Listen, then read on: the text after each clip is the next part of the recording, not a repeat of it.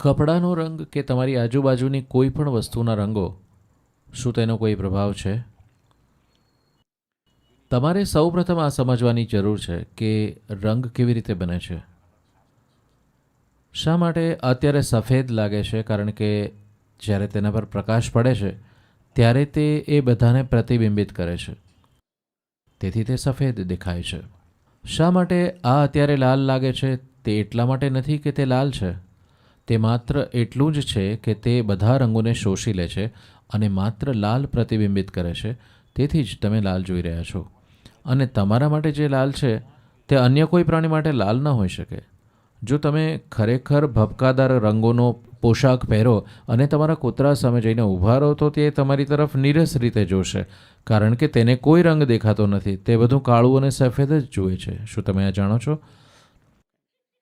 Dog lovers, I am saying. કૂતરા પ્રેમીઓ, તમે માત્ર કાળા અને સફેદ પહેરો, બીજું કશું કામ કરતું નથી. તમે તેને લાલ, લીલો, વાદળી કે કંઈ પણથી પ્રભાવિત કરશો નહીં. તેથી રંગ એ નથી જે તે છે, પરંતુ રંગ તે છે જે તે આપે છે. તમે જે પ્રતિબિંબિત કરશો તે તમારો રંગ થશે. What you hold will not be તમે your જે color. પકડી રાખશો તે તમારો રંગ નહીં હોય. આ જીવનનો સ્વભાવ છે, માત્ર રંગનો જ નહીં, આ સ્વયં જીવનની પ્રકૃતિ છે. આજે જો તમે પ્રેમ ફેલાવો છો તો લોકો તમને પ્રેમાળ માનવી તરીકે જોશે. જો તમે તમારો બધો પ્રેમ પકડી રાખશો, કારણ કે તમે ખૂબ જ તમારી પાસે પ્રેમની એક બેંક હતી, તમે પ્રેમથી ભરપૂર છો, પરંતુ તમે ફેલાવતા નથી, લોકો વિચારશે કે તમે તે જ છો. જો તમે આનંદ ફેલાવો છો તો લોકો વિચારશે કે અરે, તે એક આનંદી વ્યક્તિ છે. જો તમે આનંદની બેંક છો તો તમે તમારા બધા આનંદને વળગી રહ્યા છો, કારણ કે તમે તેને સ્વર્ગમાં લઈ જવા માંગો છો, તો લોકો તમને આનંદી માનવી તરીકે અનુભવશે નહીં, ખરું ને? તમે જે આપો છો તે હંમેશા તમારી ગુણવત્તા હોય છે, ખરું ને? તેથી તે માત્ર મનુષ્ય માટે જ નથી, તે અસ્તિત્વની પ્રકૃતિ છે. જે આપવામાં આવે છે એ તે પદાર્થની ગુણવત્તા છે. હવે આ દરેક વસ્તુને પ્રતિબિંબિત કરે છે, તેથી આ સફેદ છે. તે માત્ર લાલને પ્રતિબિંબિત કરે છે, તેથી તે લાલ છે. તે માત્ર વાદળીને પ્રતિબિંબિત કરે છે, તેથી તે વાદળી છે. બાકીનું બધું રાખી લેવામાં આવે છે. તે શું રોકે છે તે તમે જોતા નથી, તે જે આપે છે તે તમે જુઓ છો. તો માનવ ચેતના માટે અથવા કોઈ પણ પ્રકારની આધ્યાત્મિક પ્રક્રિયા માટે રંગ કેવી રીતે મહત્વપૂર્ણ છે? તે એ અર્થમાં નોંધપાત્ર છે કે તમે જે રંગને પ્રતિબિંબિત કરો છો તે કુદરતી રીતે તમે જે આભા ધરાવો છો તેમાં ઉમેરો કરશે. સંન્યાસી માર્ગ પરના લોકો કંઈ પણ પહેરવા માંગતા નથી, કારણ કે તેઓ પોતાની સાથે કોઈ નવી વસ્તુઓ ઉમેરવા માંગતા નથી. તેઓ ફક્ત તેમની પાસે જે છે તેની સાથે કામ કરવા માંગે છે. તમે અત્યારે જે છો તે કામ કરવા માટે ખૂબ જ મોટું કામ છે. એક વધુ વસ્તુ અને એક વધુ વસ્તુ ઉમેરવાથી તે જટિલ બને છે, તેથી તેઓને કંઈ જોઈતું નથી. તેઓ નગ્ન ફરે છે. જો સામાજિક રીતે નગ્ન ચાલવું મુશ્કેલ હોય તો તેઓ એક નાનું લંગોટ પહેરશે, જેથી સામાજિક રીતે કોઈ સમસ્યા ન રહે. પરંતુ વાત એ છે કે તેઓ જે છે તેનાથી વધુ કંઈ લેવા માંગતા નથી. તેઓ જાણે છે કે તેઓ શું છે તે ખાસું મોટું કામ છે, તેના અન્ય પાસાઓ છે, તે અલગ છે. હું રંગ વિશે કહી રહ્યો છું. તેથી નારંગી The chakras in the body શરીરમાંના ચક્રો, બધા 114 ચક્રો અથવા તેના બદલે 112 ચક્રો અમુક રંગને આભારી છે. બે કોઈ પણ રંગને આભારી નથી, કારણ કે તેઓ ભૌતિક પ્રકૃતિના નથી. અસ્તિત્વમાં જે કંઈ પણ ભૌતિક છે તે કુદરતી રીતે પ્રકાશને પ્રતિબિંબિત કરે છે. તમે સમજો છો હું શું કહી રહ્યો છું? અસ્તિત્વમાં જે કંઈ પણ ભૌતિક છે તે પ્રકાશને પ્રતિબિંબિત કરે છે.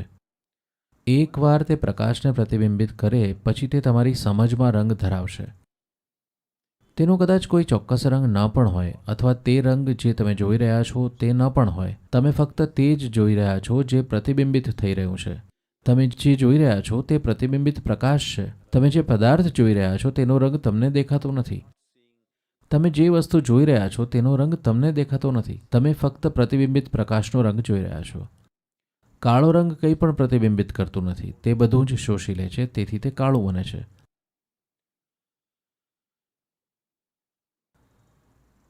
તમે જુઓ, આપણે કહીએ છીએ ઘાસ લીલું છે. ના, ઘાસ લીલું નથી, તે લીલો રંગ છોડે છે, તેથી તે આપણે તેને લીલા તરીકે જોઈએ છીએ. આકાશ વાદળી છે. ના ના ના, આકાશ વાદળી નથી. તમે ત્યાં જઈને જુઓ, ત્યાં વાદળી નથી. આકાશ સંપૂર્ણપણે અલગ કારણોસર વાદળી છે, કારણ કે વાદળી રંગની વક્રીભવન ગુણવત્તા અન્ય રંગોથી અલગ છે. એટલા માટે જ આકાશ વાદળી છે. તો શા માટે એવું છે કે આધ્યાત્મિક પ્રક્રિયાઓ કે વિવિધ પ્રકારની પ્રક્રિયાઓ માટે આપણે વિવિધ પ્રકારના રંગોનો ઉપયોગ કરીએ છીએ? જેઓ એવા માર્ગ પર છે જેમાં તેઓ કંઈ પણ એકઠું કરવા માગતા નથી, તેઓ સફેદ વસ્ત્રો પહેરશે. જેઓ એક અલગ પ્રકારની સાધનામાં છે, જો તેમની સાધના હળવી હોય, પરંતુ તેઓ આધ્યાત્મિક માર્ગ પર હોય અને તેઓ જીવનના વિવિધ પાસાઓ સાથે સંકળાયેલા હોય, તેમજ તેઓ તેમની આસપાસ જીવન એકઠું કરવા માગતા નથી. તેઓ જીવનમાં ભાગ લેવા માંગે છે, પરંતુ તેઓ કંઈ પણ એકઠું કરવા માગતા નથી. આવા લોકો સફેદ પહેરવાનું પસંદ કરશે. જે લોકો તીવ્ર સાધનામાં હોય છે, જે શરીરના ચોક્કસ ચક્ર તરફ લક્ષી હોય છે, જેને આજ્ઞા તરીકે ઓળખવામાં આવે છે, જે ભ્રમરની વચ્ચે છે, તેઓ નારંગી પહેરશે, કારણ કે ચક્રનો રંગ નારંગી છે. તેઓ તે રંગને ફેલાવવા માંગે છે, કારણ કે આખી પ્રક્રિયા જ્ઞાન પ્રાપ્તિ વિશે છે અને તે બોધની સ્થિતિ સુધી પહોંચવા વિશે છે, બોધના તે પરિમાણને ખોલવા વિશે છે જેને ત્રીજી આંખ તરીકે ઓળખવામાં આવે છે. તેથી તેઓ હંમેશા ગેરુ અથવા નારંગી રંગને સાધશે, કારણ કે તે આજ્ઞાનો રંગ છે. બૌદ્ધ સાધુઓ દ્વારા પીળા જબ્બા પહેરવામાં આવતા હતા, કારણ કે ગૌતમ દ્વારા બૌદ્ધ સાધુઓના પ્રારંભિક તબક્કામાં જે પ્રક્રિયા આપવામાં આવી હતી, તે ખૂબ જ પ્રાથમિક પ્રક્રિયા હતી. તેણે લોકો માટે આ પ્રક્રિયા પસંદ કરી, કારણ કે તેને કોઈ તૈયારીની જરૂર નથી, પરંતુ તે જાગૃતતાની એક લહેર લાવવા માંગે છે. તેનો અર્થ એ છે કે તે કોઈ પણ શહેરમાં એક દિવસથી વધુ સમય માટે રહેતા નથી. તે સતત ગામડેથી ગામડે અને શહેરથી શહેરમાં ફરતા રહે છે. લોકોને કોઈ પણ પ્રકારના અભ્યાસ માટે તૈયાર કરવાનો સમય નથી. તેથી તે જે અભ્યાસ આપે છે તે ખૂબ જ પ્રાથમિક છે, પરંતુ તેમ છતાં તે તેમને સાધુઓમાં પરિવર્તિત કરી રહ્યા છે. તે તેમના જીવનને ફિક્સ કરી રહ્યા છે, પરંતુ તેમને પૂરતા તૈયારીની સૂચનાઓ આપી રહ્યા નથી. તેથી તેણે તેમને પીળો જબ્બો પહેરવાનું કહ્યું, કારણ કે પીળો રંગ મૂલાધારનો છે.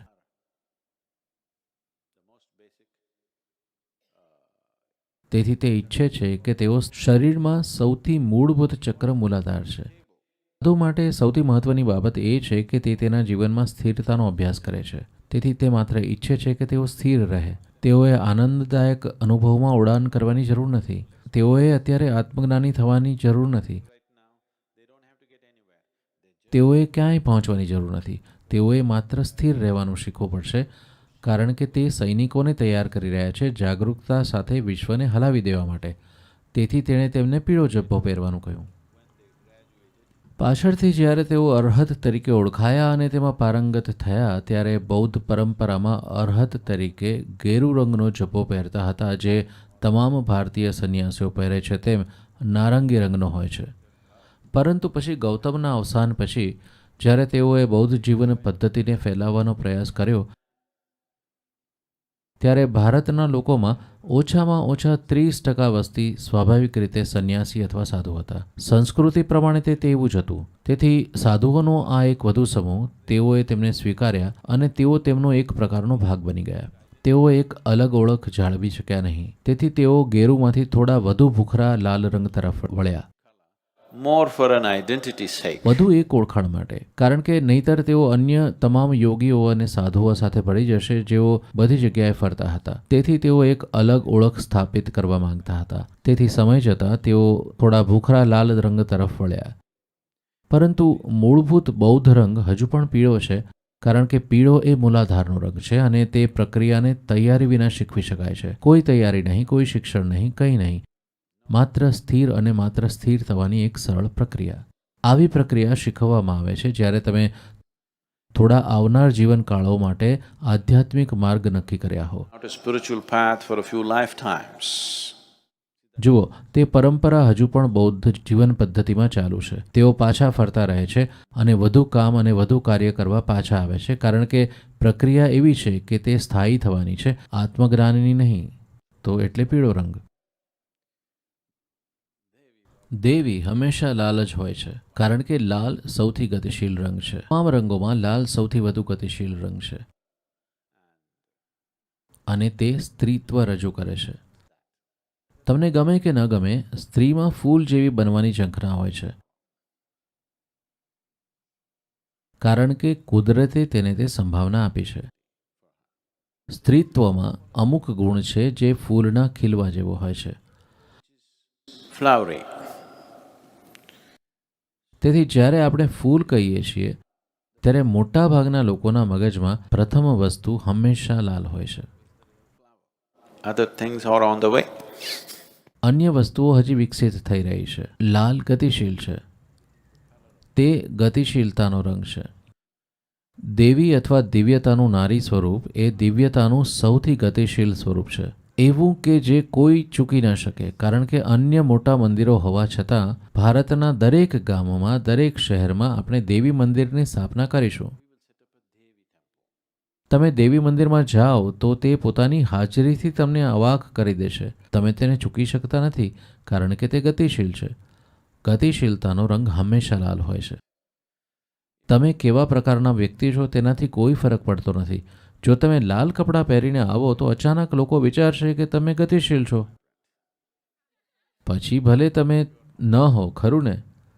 લાલ પોશાક અચાનક તમને એવી રીતે સ્થાપિત કરી દે છે કે તમે ગતિશીલ છો.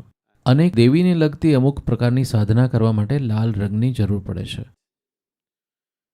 તમારા જીવનની સૌથી મહત્વપૂર્ણ વસ્તુઓ સામાન્ય રીતે લાલ હોય છે, તમે જાણો છો. જેમ કે તમારું લોહી લાલ છે. જો તે પૂરતું લાલ ન હોય તો તમે જાણો છો કે તમે જીવતા નહીં રહો. Flowers are red.